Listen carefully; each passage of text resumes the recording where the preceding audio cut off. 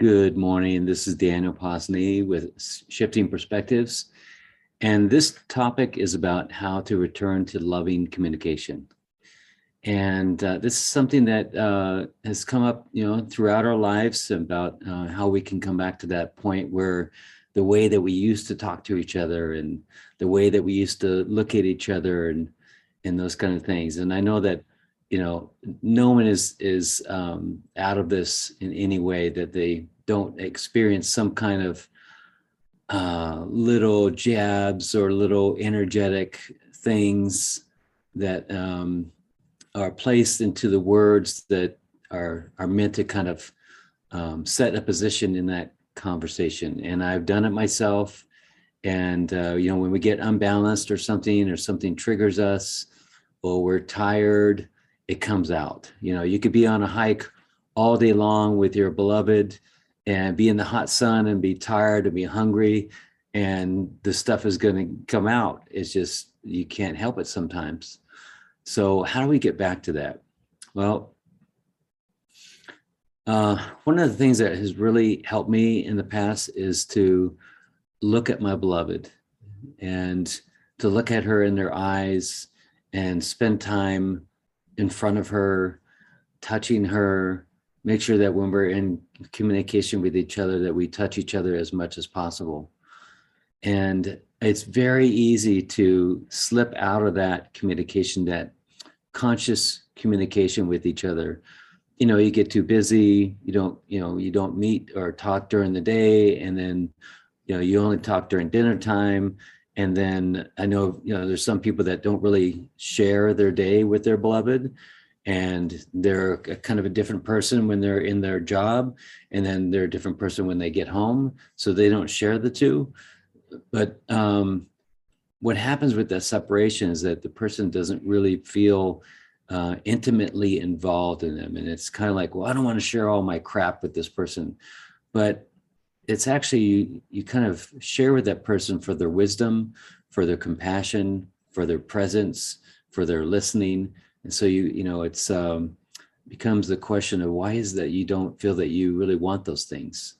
So there's a real opportunity for us to really engage with our beloved in that communication. I just had a realization. I need to talk also to the people that aren't in relationship. So I'll talk about that too. So this is going to be about effectively or lovingly communicate with your relationship partner or with anyone. So when we get into an intimate relationship, that's when our ties are really strong. But we also have other relationships that are related to our job, a career, or whatever we're doing in the world.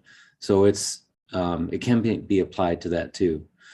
The one thing that I did is kind of been playing with here is that, I don't know if Valerie knows this or not, but I've been playing with the idea of talking to Valerie like she's my great grandmother. How would you talk to your great grandmother if she was visiting in your house? And it's a whole lot different than you would talk to your beloved sometimes when you get unbalanced and that kind of thing.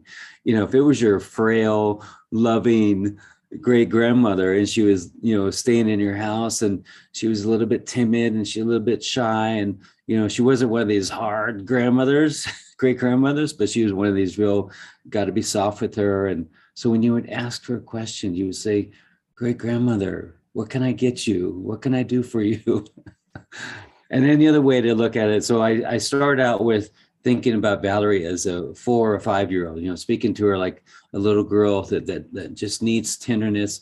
And it really does serve a purpose if you can stay out of the, what's it called? Like talking down to her. That really doesn't work. But what you can do is talk to the little girl that has, from the time that you see her now as a 4 or 5 year old, has developed coping mechanisms or ways to communicate so that she feels safe. So you could talk to that person, your beloved, man or woman, as them as a little boy, a little girl, in a way that says, okay, now we're going to go right down to exactly what you've needed as a child. Maybe that's just really compassionate listening. Maybe that's really looking in their eyes and making sure that they know that, you're safe with them, that you can tell them things, that you're not going to run away, you're not going to do anything else while you're listening to them. It's that kind of thing.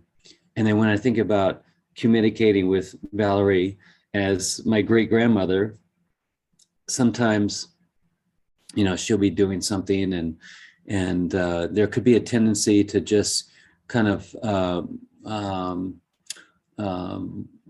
blankly or without any tenderness ask a question or state something. But you wouldn't say that, you wouldn't do it in that exact way if you was your, you know, sweet little great grandmother. You might make sure that you go up to her and you look in her eyes, make sure that she can hear you, because her hearing's not so good. So you make sure that she can see you and hear you, and you speak to her, you know, is it, you know, do you feel good about this? You know, is it okay? You feel good about me doing this? That kind of thing. So there's a little bit, kind of a little methods that you could use to kind of get back to that loving communication. The other thing is to realize that the things that bring us out of loving communication are little triggers that end up being little resentments. And then they build up into ideas and judgments about the person that we're with. And it's so frustrating when I want to blame something on Valerie. I want to, she's sitting right over here. I want to point it at Valerie that she's doing this or not doing that. And it's so frustrating because when I go back to myself, do I do that or not do that? Or what I'm trying to judge her for, do I do that? It's frustrating. My ego is frustrated that I can't just point at her. I have to point at myself too. So the way to come back to that loving communication is just have compassion for myself. That the thing that instead of just launching into the reaction of your own judgment to your beloved or to your business partner, whoever this is, that they're making you feel a certain way, do you sometimes do that too? And then you pull back and you have compassion for yourself. And then you come back to loving communication with yourself, and then have an honest communication with that person. And it could go something like this. You know, when you said this, it really brought me back to some moment in my childhood or something. I don't even know what it is, but it got a little trigger in me more than it should have. And this is something that I've seen in the past about myself. And I just want you to know that you're off the hook. That's a really brave thing to do. That's really stepping in front of the egoic mind and taking control of your heart again, because your heart doesn't really want to be in that position, but your egoic mind is completely okay with it.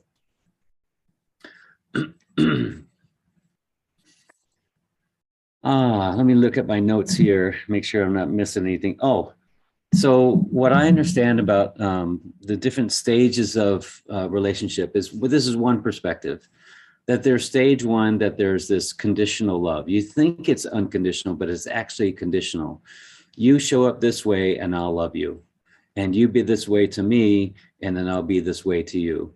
And it's this, you keep on showing up this way that you're really sweet and nice and there's no conflict, and then we'll love each other. That's stage one. And then stage two can be the stage where, you know, the crap comes up, the triggers come up, the insecurities come up. And that's kind of where people make a decision. Well, this is just, you know, this is too much, or it's too much conflict or something. But stage three is the stage where some people go and they go into it as a healing experience, and they have this person in front of them to help them bring up those things that no one else could heal but them right now. So you have all these different relationships and they didn't work out, or you've got a feeling that they didn't work out for this reason or that reason. Now you're in this relationship that this person in the best way is bringing up those old things, but now you're in a place that you have the tools and the awareness to heal and integrate those things. That's stage three.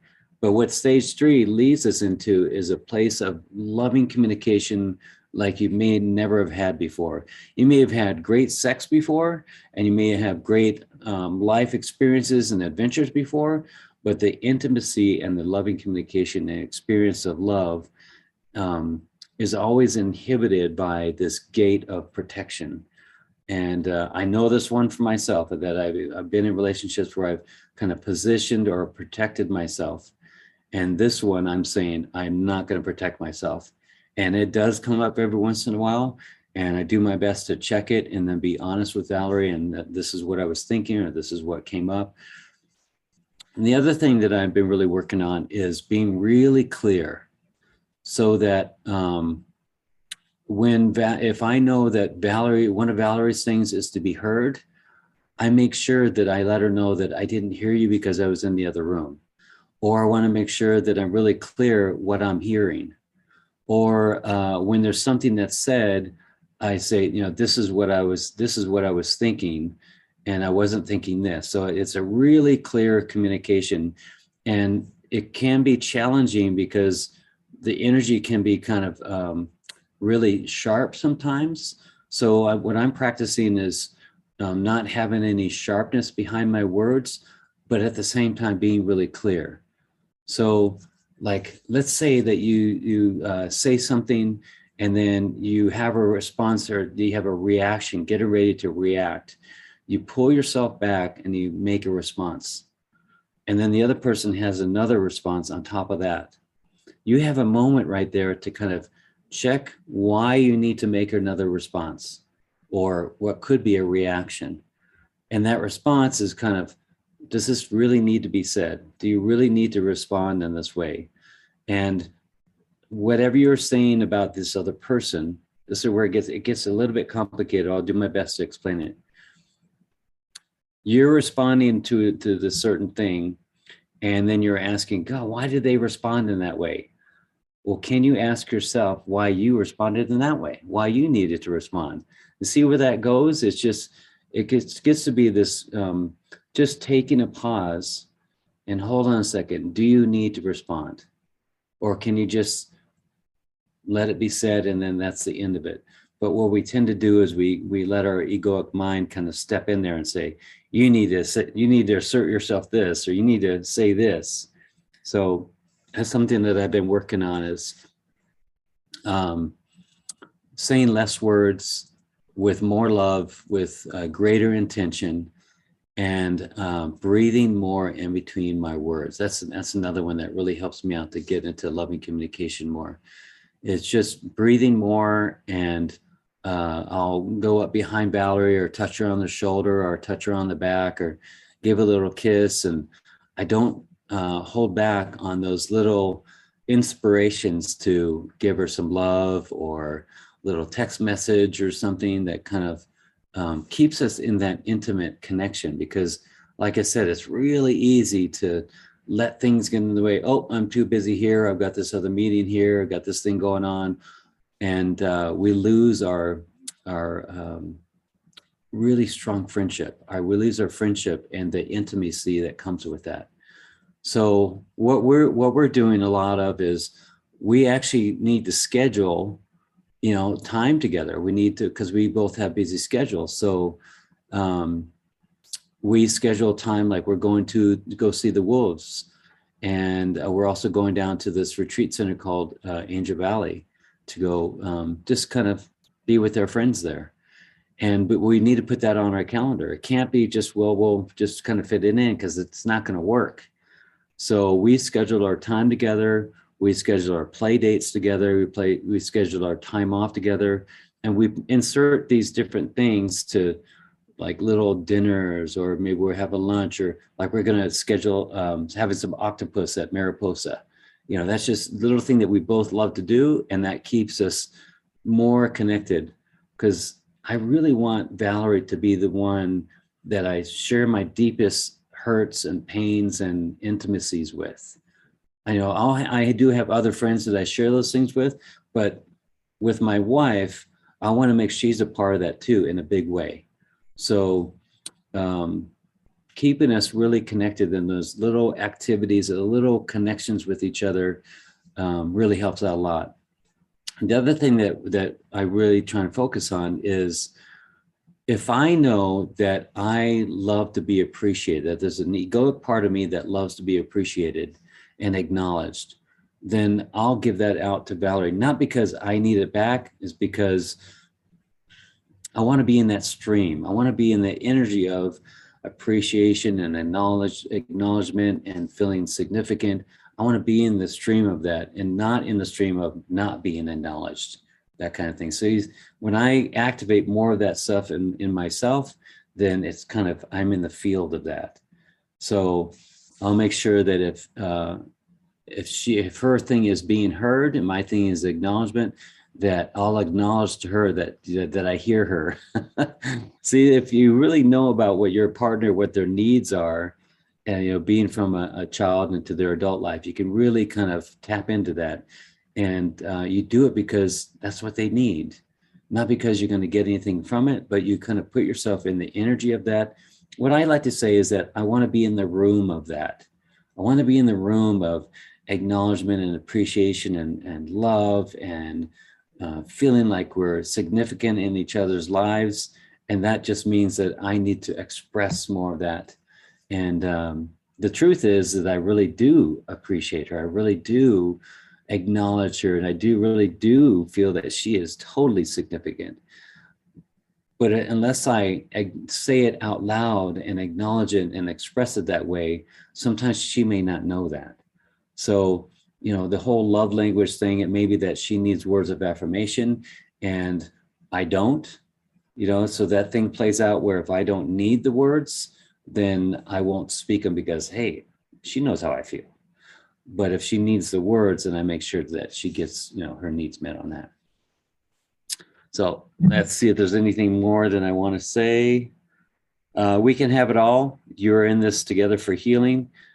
Be excited about this all happening, that you're changing the relationship to a higher frequency. Oh, the other thing that I want to touch on is a lot of how we communicate with each other goes back to childhood. And when you ask yourself, this is really key, when you ask yourself how your family communicated. So Valerie's family communicated in a different way that my family communicated.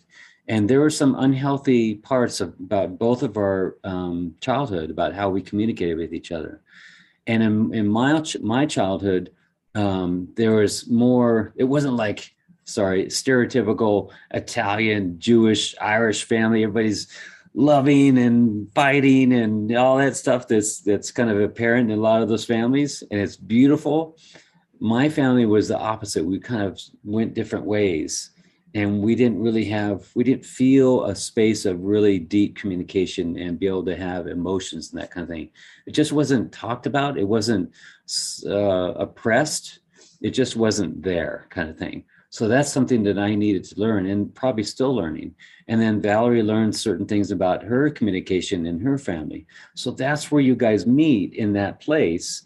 And what worked for Valerie in her family is not going to work in our relationship. That's where it's going to cause struggles. And how I communicated or didn't communicate in my childhood is not going to work here. So we need to change our communication styles. And that's where we can really teach each other how we can effectively communicate in a new way than what we're used to. So I think that's all I got for this short little video. I hope this really helps. It seems to help me kind of keep on track of coming back to loving communication after I slipped up and I got insensitive, or I said something that was subtle energetically something, or maybe I had a burst out reaction. So it's a good way to come back into that.